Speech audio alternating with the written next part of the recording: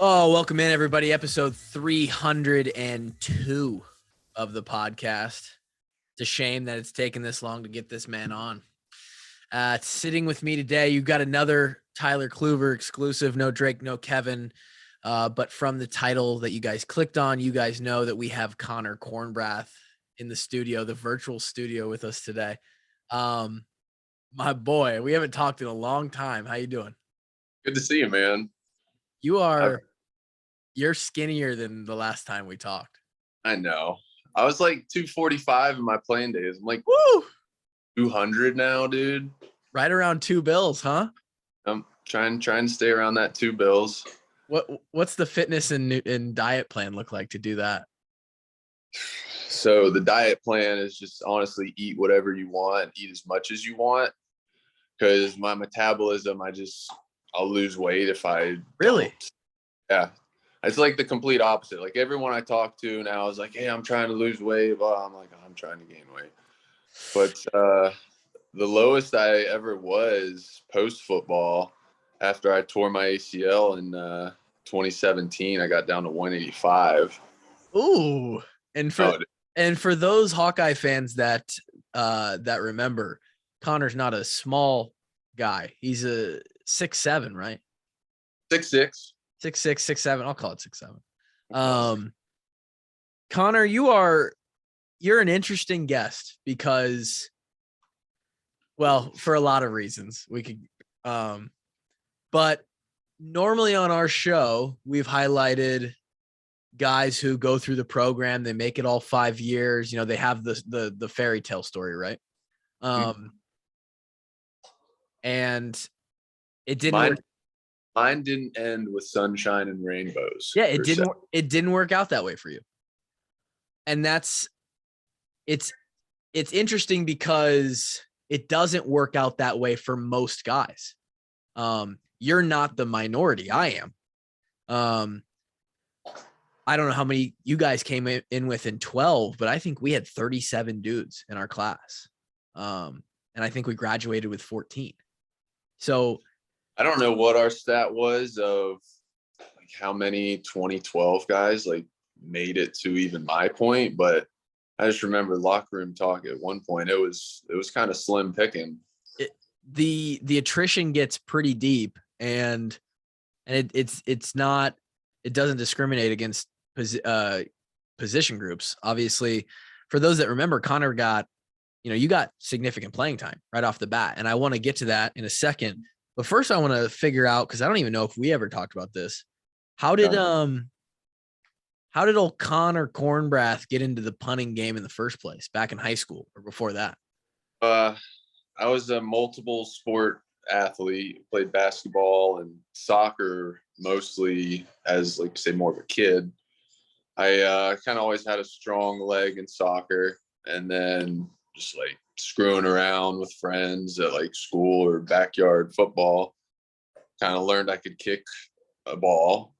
Played football my first year and was kind of doing the same thing like at an end of a practice, and we practiced special teams like the first time a week before the game. They're like, right, who's the kicker? They're like, you are. I was like, all right, cool. So after my freshman year, I ended up quitting soccer and focusing on football. Still played basketball. Started going to like camps and learning like technique, how to actually kick a ball. Started practicing a lot. Got pretty good at it, but consistency was always a thing. We'll get there. You figured out you could turn one over though, right? Like, hey, Yeah. we can get this done. Was it did you go to Cole's camps? I did. Okay. I went so say my junior year, I went to Cole's camp. Like I won like the punting competition there. He sent my name to good amount of schools that needed a punter like leading into the 2012 season. And I went to Houston, Iowa, and Pitt like in a week span to just do like camp / go and punt for them. Right. But yeah, really, really liked the campus, the feel, the people, the culture. Iowa City's not a bad spot. Not a bad spot, man. A lot of Fun. good times for old CK back there. We'll talk about some of those too.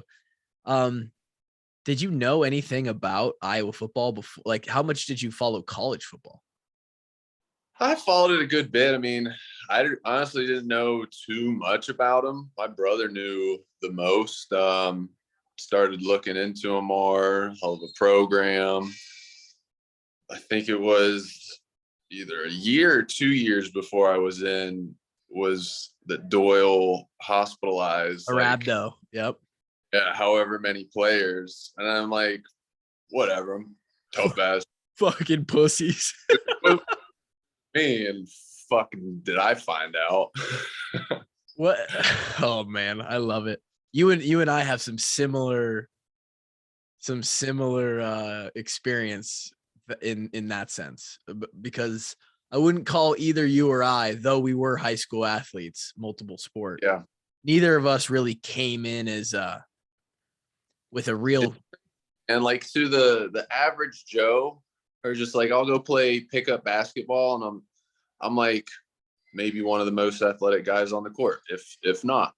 I go into Iowa football program, I'm like barely making my semi times, and like all these kids are stronger and faster than me. I'm like, God damn. It's not fun. Hey. Not fun. Hey. Oh, puppy. It's okay. Yeah, man. The some of those early career workouts, the ones I think before new complex was made, and we still had the older one. Those like 0 degree jogs outside to go over to the turf. Oh, how brutal is that? I live in Florida now, dude. Fuck the cold. You live in Florida? I live in Jacksonville, Florida since 2018. Oh my goodness. And my girlfriend, now wife, look at you, moved down. That's amazing. Congrats, by the way. For those that are curious, what's he talking about with the? I know we've mentioned it before in the podcast, but before the Hanson Performance Center was built, it was the Jacobson Athletic Building, and a building that was maybe 1/10 the size as far as football allocation went. But we had the indoor facility, but it was just, that's all it was an indoor facility. And so we would have to run up the stairs, go up the stairs, walk out the door. It's dark. It's cold. Sometimes it's snowing. You're literally just running in your workout shoes through the snow, right by the moped you just drove to the complex, and you go and you walk. So it's like, oh fuck, those are the days, man. Those are the days. What do you remember about freshman year, sophomore, when you were in that? It was a huge difference getting a car my sophomore year and not strictly living by the moped life, because I tested the waters a couple times when I shouldn't have, and I think I slid down Hillcrest Hill, had to walk it back up, and then sprint through like the walkway hospital to make my lift. One time my freshman year during Nebraska week, I was like looking to my left, and Riley McCarron's in front of me, and he had stopped. I hit him going at like 30 miles an hour and flew over my handlebars. And I bounced up, man. I did bounce up, but I'll tell you what, it like kind of fucked up my padding of my hand. Yeah. And just catching cold footballs snap after snap at practice. And that was not ideal, but hey, everybody's got a story like that. Everybody's got a story like that. I don't know if I ever told you guys this. I probably didn't, because when I came in 13, it was Casey and Mike they were the dads, right? They were the dads. And then it was like in the relationship of the special teams room, it was kind of like you and Marshall. Marshall, for sure, you were maybe associated on his level, and that's in that specialist room. We're kind of like, Johnny was there? No. no, he was not. He was there the year before I was, right? So I think when you came in, it was for that 1 year before me. You still had Johnny and John Wayne. yes, yes. So Casey and Mike were dad, and they were respected by everybody, right? I mean, maybe no one has ever been more respected than Casey Kreider as a specialist. Agreed. And then it was like you and Marshall were kind of like the cool uncles. You had some respect, probably less than I thought you had, right, at the time. And then it was like I came in alone. There was no kicker or punter that came in my class. It was just me. And I was sort of brought along for some reason, mostly because Casey didn't have a backup. Like I was given the number 2 spot. Mm-hmm. And man, it was a fast learning curve, man. And I remember camp freshman year, dude. Do you remember the what we used to do after every camp practice? You and I would come in. We would cross off on your calendar inside your locker with the X's. Oh, we would, man. Because it was just a hell of a time getting through a camp day. And camps, I mean, you can't talk too much just getting through a camp day as a specialist, because when everyone else is running around and doing all this shit, we might be doing some drills or on a knee watching. So yeah, our legs are tired at the end of the day and we're in camp life, but it's still specialist camp life. It pales in comparison, but man, for us, like getting one of those X's at the end of the day was like, oh, we made it. We made it. Hype, dude. That was hype. Me and you got hype for that shit. And honestly, that was the first, like, if I really think back to it, that sort of thing, just a little thing like that, like a connection with a teammate, was sort of the first sense of like, I'm starting to fit in and like be friends with these guys, right? Like I'm being included in this little ritual that we have at the end of a practice. Specialists, and maybe you can speak more to this from your point of view, but like we get shit on all the time from the rest of the team. And because of that, there's almost like a subculture within the special teams room where you have to like prepare the young guys for that. For the kind of friendly shit, but shit nonetheless that you're going to experience. Yes. Yes. So, when I came in, it was, fresh meat. Like I took all of the shit for 2013, and you and Marshall were often the times to give it to me, because Mike and Casey were almost heads. Yeah. They were too good to give it almost. And God, those are some years, man. Like God, that's crazy. You got early playing time, and I want to hear about that. So you come in, did you come in the summer of 12, or did you come in camp?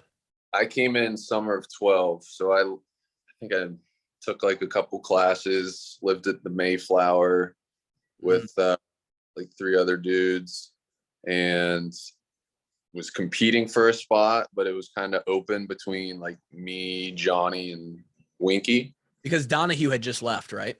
Donahue had just left. Okay. Oh no, Eric Guthrie. Oh, yes. Yeah. But yeah, I knew I was competing for a spot. Always felt like I've given it my all, and it's a specialist trait too, so it's very mental. Mm-hmm. But Blue Mountain State had come out like maybe a year, 2 years before. Like I was entering my freshman year, and I'd watched it. I'm like, this is not fucking Blue Mountain State. It was I don't know. Everyone kind of has that like stardom freshman feel, and it can change quick on you. Yeah. But was happy with it. Doyle made a good point. This is here's a decent story for you. Okay. I was late for one lift. This is freshman year? Freshman year. Probably about maybe like 2 weeks before the season, and it was a Sunday, and I had like there was a 9:30 and a 10:30 slot, and I was the 9:30 one. Mhm. And I missed my alarm. I get up at like 9:45. I'm like, I guess I'm just gonna go into the 10:30. Do that, kind of trying to play it cool. We're in the huddle. Doyle calls us up. He's kind of looking around, saying his thing, makes eye contact with me. Kornbrath, go push the fucking wood. I'm like, huh? He's like, go the fuck inside and push the fucking wood. It's like, okay, I'm gonna go inside. So I learned what that was, and for people that don't know, that's grabbing a little 4x4 chunk of wood about 3 feet long, getting a bear crawl position, and you push it up and back the distance of the weight room, right? Like 8 to 10 up backs, and then you go into your lift. It was conveniently a leg day that day, which was fucked. But yeah, that was the only lift I ever missed. Doyle made a good point the week after. He's like, I want you to look around at your recruiting class and who's starting right now. I was like, me. He's like, yeah. So fucking think about that and fucking act right, kind of thing. I was like, okay. And you were like, fuck, that makes a lot of sense, honestly. And I think if I was more of a fuck up than what I am, that I wouldn't have made it through Iowa football as long as I did. Made good grades, I made my times, that kind of thing. Yeah. But how how long did you stay in the program? At what point did you exit? So I started 2 years, freshman, sophomore year, Mhm. and then did split time my junior year. Mhm.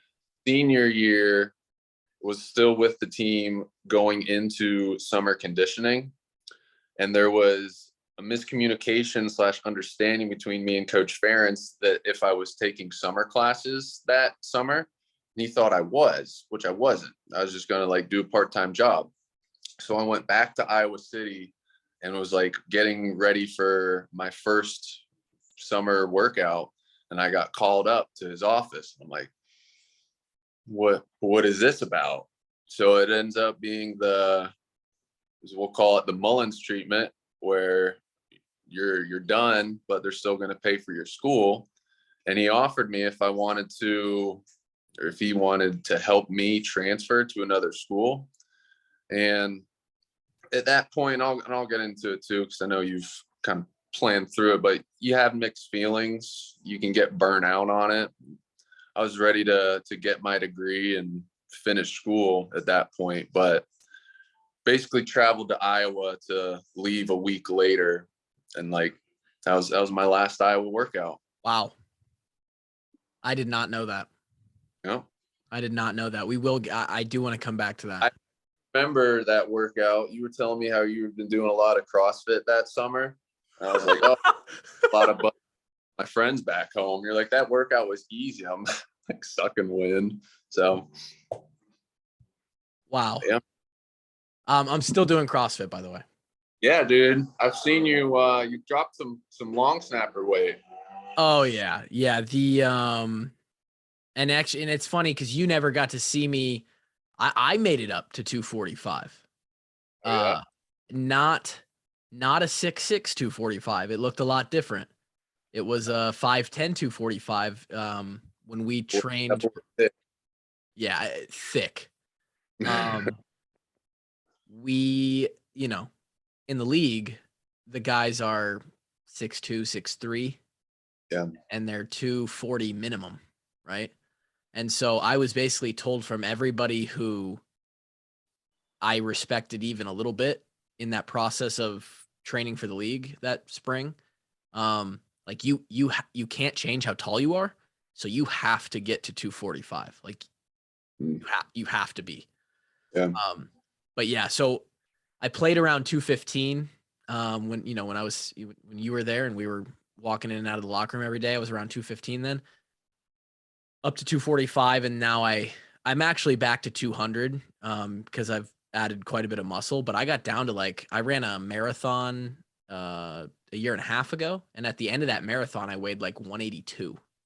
So I've gone through that same sort of spectrum of weight. It's pretty crazy. Yeah. What did you think about we'll stick on that topic for a second. How about weigh-ins? What did you think about body weight? I I struggled with it really only my freshman year, but I don't know, I kind of got in the hang of it. A lot of people struggle, dude. A lot of tactics would be done before weigh-in. It's a game. Yep. Can you I mean, if you're under, you might be packing a big dick that day with a Powerade in your pants. Might be. If you're under like that boy Andrew Stone, you might be putting down 10 Gatorades and a couple shakes, and as soon as we get through like warm-ups, you go and explode your guts up in the trash can. It's crazy to me because I look back and I think about it.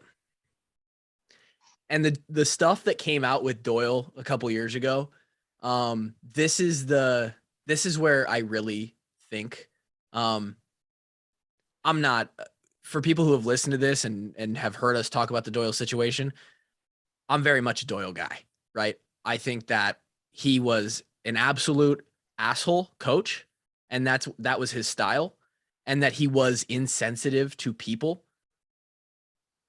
Some of those people happened to be black, some happened to be white. Like it didn't really matter in my opinion.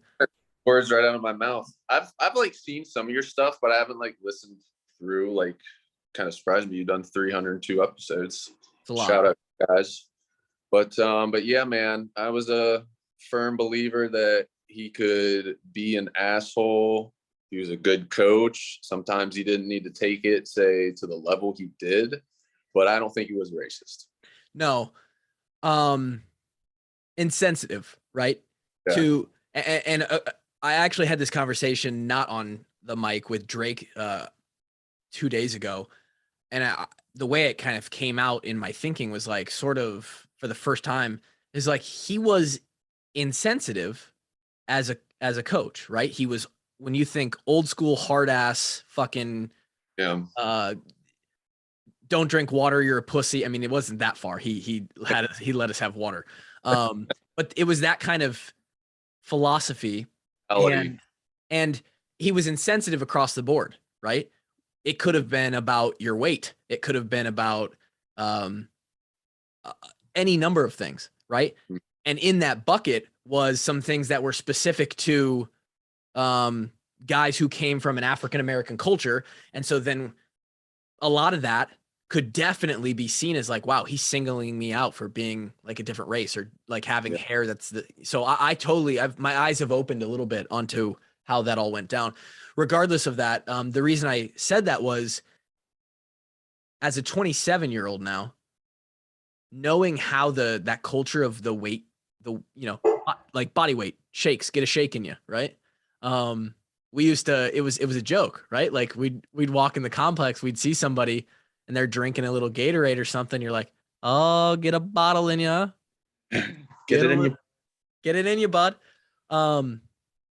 It was really to the extent that Stone was having to deal with it, right? Those guys, it was really unhealthy. Like that wasn't good. That wasn't good. And something should have been done. Someone should have said something like, hey, we need to back off on the punishment or how we view this body weight thing, because it's making guys deal with a ton of unnecessary stress. I think of Miguel, right? Miguel, this was probably past the time when you were there, but he dealt with in the middle of his career, really bad stomach ulcers because of how much he was just chugging down to keep weight. And so I just wish like somebody that was a guy who just made weight every week, like me. I think I missed weight 2 times in 5 years. I wish I would have like stepped up and said something like, hey, like this is really fucking with guys throughout the entire week. Like, and it's an unnecessary concern and giving people anxiety and taking away from like their performance on the field. Because like, let's be honest, like if you were at 245 or you were at 237, was that really affecting you turning over a ball into the left corner? Like, Yeah. you know, some guys I could see it, right? Like linemen need to be big. Certain guys need to be a certain level, but that's something I think about pretty often when I think back to that. Along that line, I've thought about too. It was more off season, or especially the like summer workouts.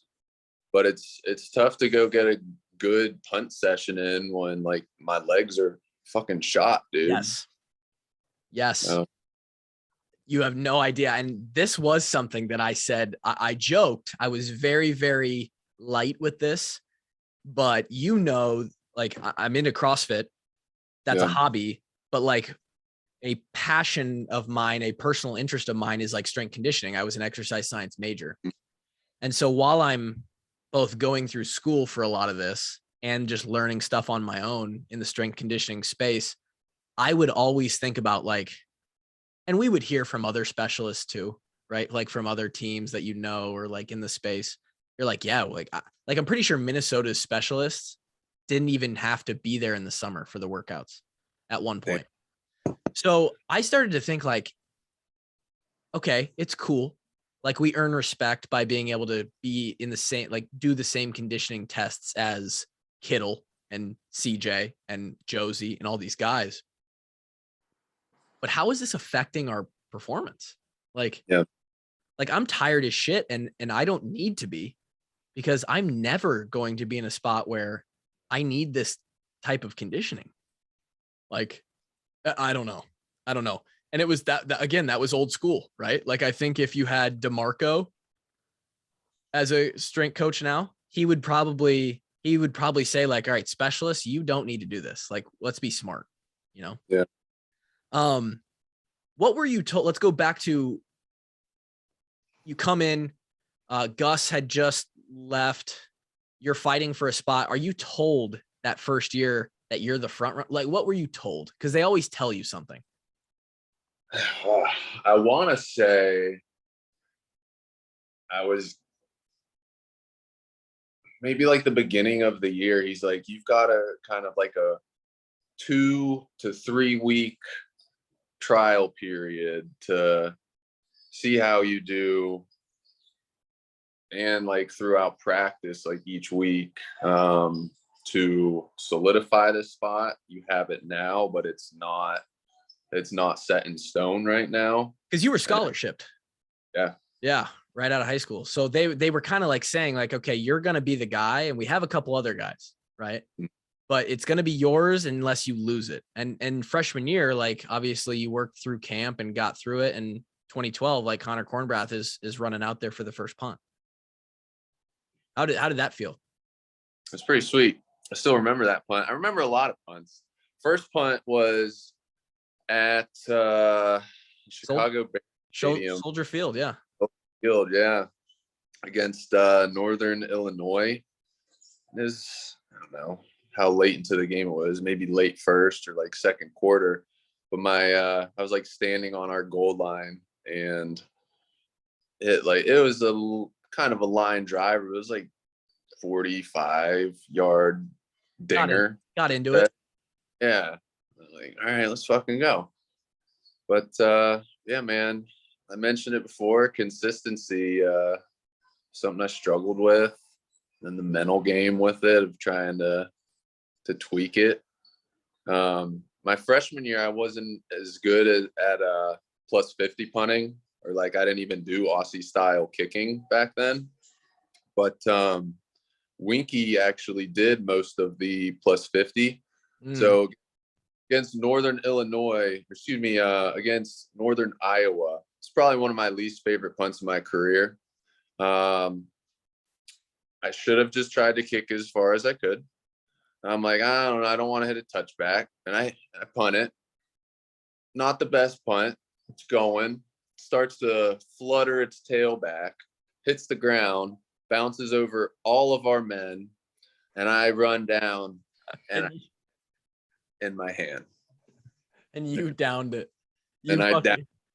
I should have just fucking punted it again, fuck off. But I think I remember that. I remember that watching it on film because it's just like one of those meme reps that's like, yeah, not a lot you can do about that one. Not, So you go through freshman year and I guess I never really looked at it this closely, I guess, but how would you grade or assess yourself as a 12 game performance? You guys didn't go to a bowl game, I guess. So how did those 12 games? oh, we went 4-2 to start, and then we finished 0-6. Yeah. To not, but no,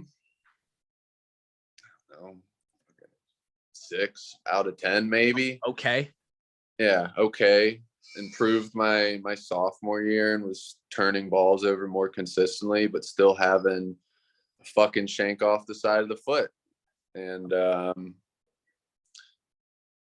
I ended up splitting time with Kidd. They brought Dylan Kidd junior year. They brought him in as like competition, which I was here for, to kind of fuel the fire and focus, whatever you say. But still got some time, like Aussie punting and holding that year, but lost a spot per se. And I remember that too.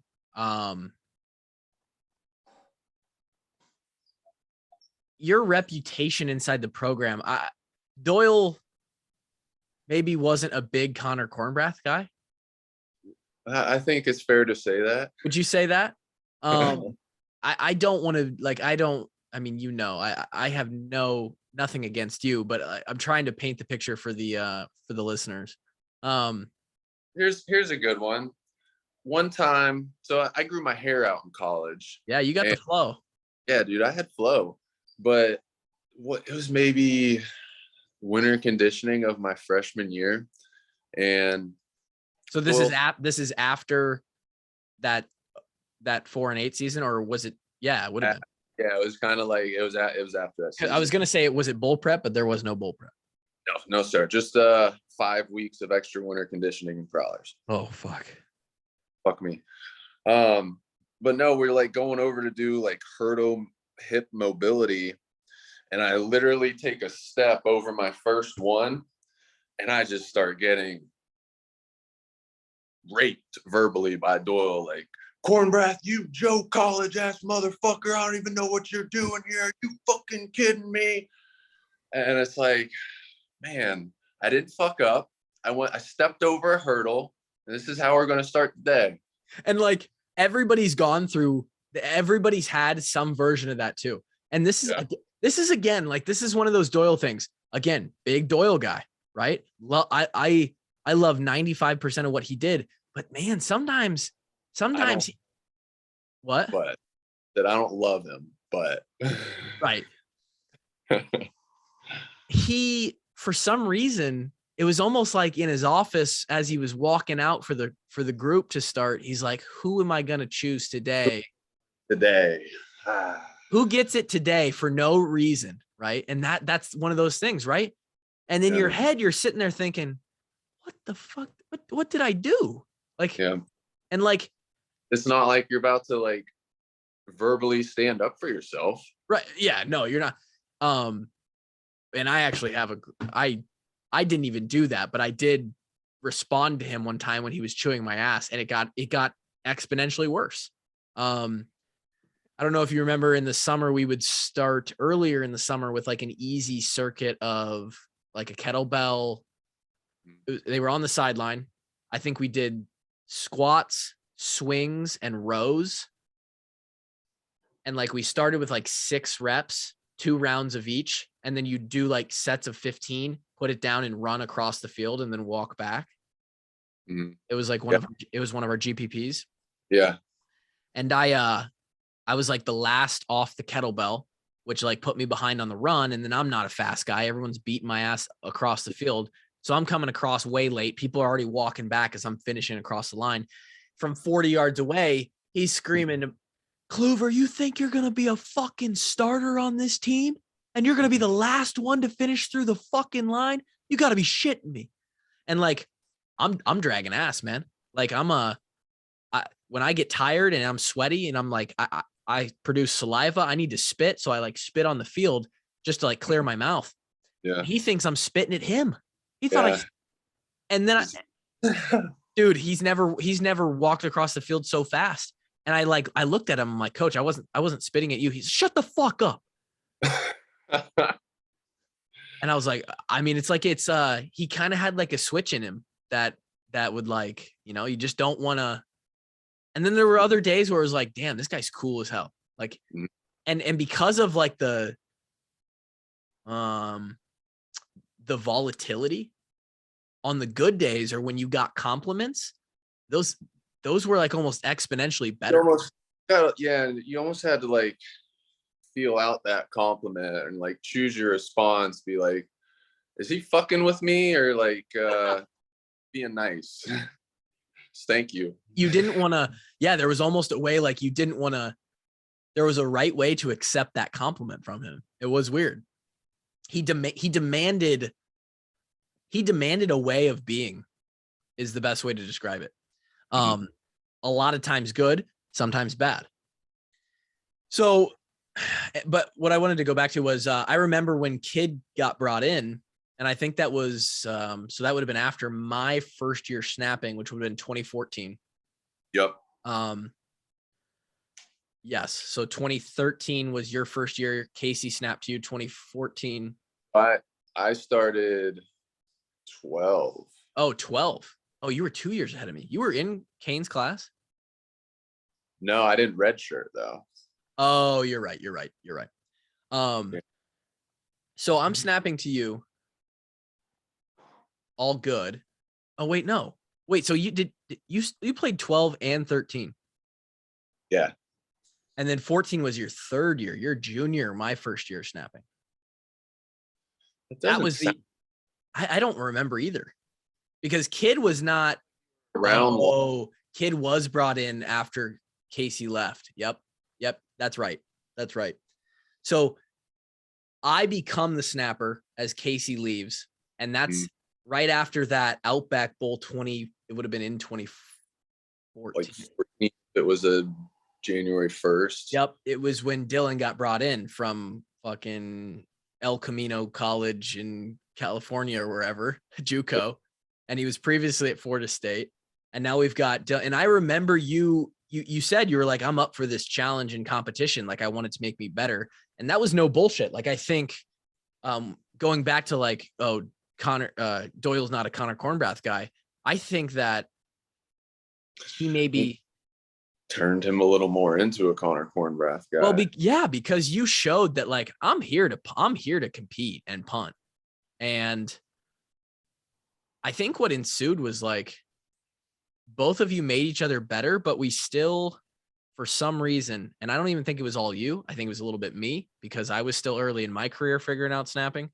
In that 2014 year, we the kicking game, let's just say this, Coach White, and we haven't even brought up Coach White yet. And we have shit on him on this show because Drake hates him. We as a specialist group were looked down upon. We were in a bad spot. Yeah. What do you remember about that? And what comes to mind when you think about us and our position on the team at that point? I mean, you got to go out and try and do your job. As a punter and a snapper, I always try to tell myself you're only as good as your next punt. But still, man, I learned that if things like like I said, I've looked at this a lot. I didn't go to a camp at Vanderbilt that because I committed to Iowa that very well could have offered me as well. And then I could have been punting in the SEC weather, which I think would have been a lot easier than punting in the Big Ten weather. 100%. But I'm happy with the choice I made and the people I met. But yeah, there was room for improvement. There's always is room for improvement. Shout out Tory Taylor. That kid's a fucking boss. Unbelievable. I love watching him punt. He's electric. I mean, he's just so much better than everybody else, like base talent wise. It's wild. So Dylan in 14, you guys share reps, and man, we were the toilet bowl of the team. Like I don't remember if Coach White brought you in on a meeting at all, but I know for a fact that he brought me and Marshall in on a meeting at the end of that 14 season. And he said, hey, like, we got to figure this shit out. Like, the team does not feel confident when you guys run out on the field right now. And that was like serious. That was, I mean, you know, the culture of that program is like, people are depending on you. Like, and you're expected to do Flip your, that. yeah, We're not getting points. yeah. And I mean, shit, at this time, now we got Mick Ellis in the program. And I mean, And Miguel. Miguel, and it's like, holy shit, we're trying everything. Like we're just, and then we get to that point where you make it through spring ball, and like, was your intention? I imagine the intentions were like, hey, I'm going to play, obviously, because you came back for that summer before you kind of were given what you called the Johnny Mac treatment. Yeah. You were like fully intending on like, hey, I'm going to make senior year something. I'm going to try and be the guy here. Yeah. I mean, that was the plan. And they just, so, because I mean, I know of several people who they've kind of told this to. You're on scholarship, right? And now, and did you ever feel that pressure of like, man, they scholarshiped me, and like, you know, things aren't working out like maybe they would have? Like, what did you think about that? I didn't. Never really looked at, say, like their disapproval or whatever as a pressure. I put more of a pressure on myself to my expectations, and it's shitty when you're not meeting them and you try and work harder to do it. But in the end of the day, I had a lot of mixed feelings when I left the program. Like I said, I was burnout and I was excited to experience college, but I'm walking away from something that I've known and done my entire life. And sort of transformed you in the last, like, you can't be in that program and not be seriously sort of formed by it. Yeah. It's going to spit you out. Yeah. But, no, I'm happy with it. Kind of lost my train of thought. Well, I was going to say the burnout factor, was it burnout from like, damn, like now we've been competing for like a year and a half and we still don't know like who the fucking punter is, and we're going through the stress of like, yeah, it's stressful, man. But once it finally happened, it's you miss it. Yeah. And like I got this question a lot that year, because that was the year you guys went 12-0. Fucking, and it's like, are you mad that they're having like so much success now? And I'm like, fuck no. I love those guys. I'm like, I fucking love Iowa football. I still do. I watch it every Saturday. Coach Ferentz made a business decision and for the better of the program. So a lot of mixed feelings, but I'm happy with how it happened. Yeah, and I'm glad you are, because I think the worst thing would be like to look back and obviously like have a ton of regret about things that happened, or maybe not even regret, but like, you know, I know a lot of guys that I did graduate with, or that, you know, were in our classes or around our classes, and they look back on that time and feel like they were shorted, or they feel like they were, you know, and that's going to happen all the time. There's only so many spots on the field, but sucks if that's how, and you still think about it a decade later, right? That meeting with Coach Ferentz, you come in for the start of the summer. He thought you were in classes. You were not. I was in classes. I was not in classes. So he would have like handled this over the phone and not made me like buy a plane ticket to Iowa to. And so I guess his thinking was, because you're on scholarship, obviously the scholarship is paying for these classes that he thought you were taking, which is why they were still going to honor the scholarship, because I know some guys who got it taken away after spring too. I don't know 100% is thinking of it, because I was still scholarship through spring semester, because I was only there 4 years. Yeah. And finished in 4 years. All the way through that next spring. All the way through that next spring. I went through a full senior year of college life, which was pretty cool. On scholarship. On scholarship. That's unique. That's unique, and it is sort of cool. Not this guy. That's huge. That's really huge. You walk in, you get called into that meeting, and did he recognize your confusion? Yeah, dude. I was in my full gear. The workout was about to start in like 10 minutes or something. And I was pretty caught off guard. I'm like, well, what do you want me to do? Like, do you want me to leave? He's like, well, you can like finish this workout. I was like, should you want me to like, can I come back? And he's like, you can finish out the week. And I was like, okay. And then I finished it, and I was kind of saying like my goodbyes to everyone, because like the word was getting out like throughout the workout. And I don't know, just never went back. Felt like it would have been weird, or Doyle would have been like, what are you even fucking doing here? Right. But yeah, I was definitely taken aback by it. Didn't see it coming the morning 10 minutes before my first summer workout. Fuck, that's wild. Right? That's wild. In Iowa City for like another week and just kind of like hung out. And then I went back to West Virginia for the remaining portion of summer, and then just went back to school for the year. What were the feelings that week after, you had time to process that, and you're like, was there any like real like sadness or like, fuck? I mean, I think I went through mild depression when I was getting away from football. I handled myself still, and I'm a happy person, like I said, but yeah, I think it was something that was there.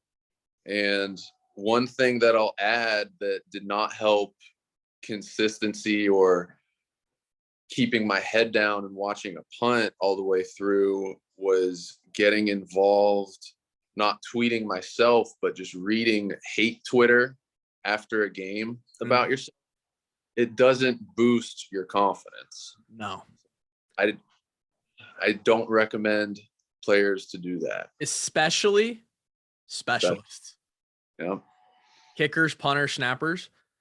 Probably not going to get a lot of snap. I don't remember a lot of snap hate tweets. Yeah. But yeah. I mean, Kevin and Drake, when they are on the show, like to shut me up, but I've said it multiple times, like at the college level, most of it physically and like being able to kick a ball or snap a ball, you've done it 1,000 times. To go do it well is mental. It's the mental. In the cold and swirling wind too. That doesn't add to the. Not easy. No. Not easy. For sure. You were still looked at as one of the boys, like one of the true boys. Like everybody was, at least from my point of view, even though like there's this perception from maybe the coaching staff that like, hey, Connor's a slapdick, right? Or, whatever they thought. Like, I think you still had the respect of everybody on the team, and people really enjoyed you as a teammate. And I appreciate it, man. I like to think I was tight with people too. I mean, you can kind of tell when someone's not as tight or whatever. But yeah, man, like trying to be myself, be friendly, try and do the same thing in life and my work. A funny story. I think it was Shump who gave me the nickname, but my freshman year he started calling me Corn Beezy, and that for a while. That's great. Shump, man. He's like coach Cardinals now. Yeah, dude. Yeah, he's doing it.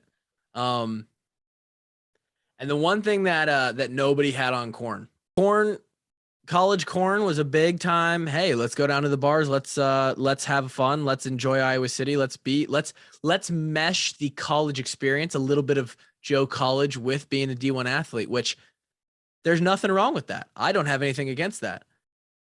You typically get one day a week as a college athlete to have a night to yourself, and me and the boys would like to get after it. And I got the rep, I think, from coaches that like I was doing that on the weekends, but it's like I'm not the only fucking one. Right. Don't put Brandon Sheriff on his pedestal, Doyle. And Brandon Sheriff's a fucking beast. I'm not a fucking Brandon Sheriff, but I'm out getting drunk with him on Saturday. So come on. And I think what they saw was, and this is where maybe, you got a little bit of group reputation was like, hey, the specialists aren't doing well as a group, right? As a group, they're not performing. So this sort of idea of like, hey, you don't deserve to have fun on Saturday. Like you shouldn't be out being it doesn't make any sense, but that was the line of thinking. Like you shouldn't be the guy out drinking, having fun on a Saturday night. Potentially, in hindsight, 2020, maybe doing less of that would have turned my career in a better direction. But come on, man. I was a D1 athlete. I didn't join the Marines. One time when I could have a good time. Yeah, no. And I think shout out Miller. I was just going to say 830 Miller, dude. So actually crazy story, full circle. My brother ended up being on the team for the last year and a half, 2 years. He's not on the team anymore. And he lived for a year at 830 Miller. It's still in like football hands. It still is, man. Awesome. And they renovated it. So they did. Maybe 2 years after I was out, Drew Ott was still there, and he was like rubbing it in my face how nice Miller was now.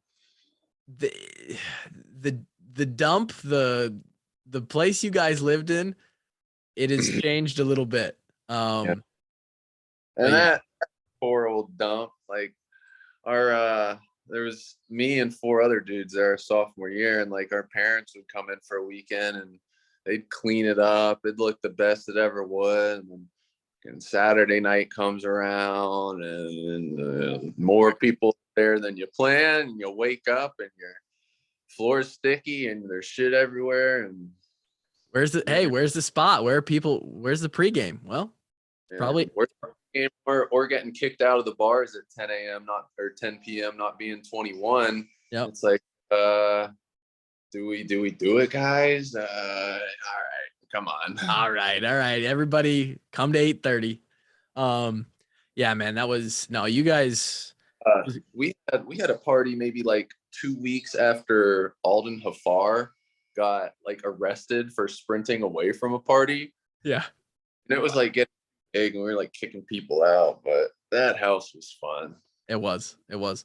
You mentioned Ott, and I know you were sort of buddies with him, and that was he was part of the gang. What do you have to say about Drew as a person? He's a wild man. He's a one of his own wild man. Yeah. You have to have a certain something about you, I feel like, to graduate with a class of 9 people. Yeah. But that dude is a beast. He always cracked me up how in-depth on his phone games he was. Boy clashed hard. Clash of Clans, man. Yeah. But no, I'm glad he's doing well. I saw his wife Callie at George's wedding. Mm-hmm. So that was cool. He's making TikToks and shit out on the farm. Yeah, he is. That's what he does now, and that doesn't surprise me at all. Well, I think that this conversation was illuminating in a way that's a lot of the ones we have on here aren't. And I'm glad that you joined us. I still to this day, and I don't know if you've heard this, I still to this day, I'm talking Reggie Roby, I'm talking the Australian that we have right now and Tory Taylor. I don't care who. I've never seen a bigger A ball than Connor Kornbrath. Dude, those A balls still get me hype. Not everyone can punt 5-second hang time balls, but they're a fucking pretty thing to watch when they happen, man. I remember distinctly one. We were backed up to the train tracks out on the practice field, punting towards the baseball field. Mm-hmm. And I want to say we clocked it up towards 6 seconds. Like I really think it was like a 5.6, 5.7, and it went 72 yards. And I've never seen anything like it. That's that jizz ball right there. Yeah. Yeah. That's the, I can still turn balls over. yeah. I'll go out and kick at this park, like right by my, I've been That's- golfing. So Golf? yeah. Yeah. I'm going to let you go and enjoy your night, but thanks for hopping on here with me, man. This was good. Okay. Great being here. Great catching up. Glad to be here. Hawk fans, I love y'all. Horns down. Horns down. Hawks by a milli. Hawks by a milli. Hey, thanks, man. Thank you guys for listening to episode 302 of the Washed Up Walk-Ons. We're going to keep punching these out. But until then, I think this comes out on a Monday. So we will see you guys Thursday. And we'll talk to you next time. Peace.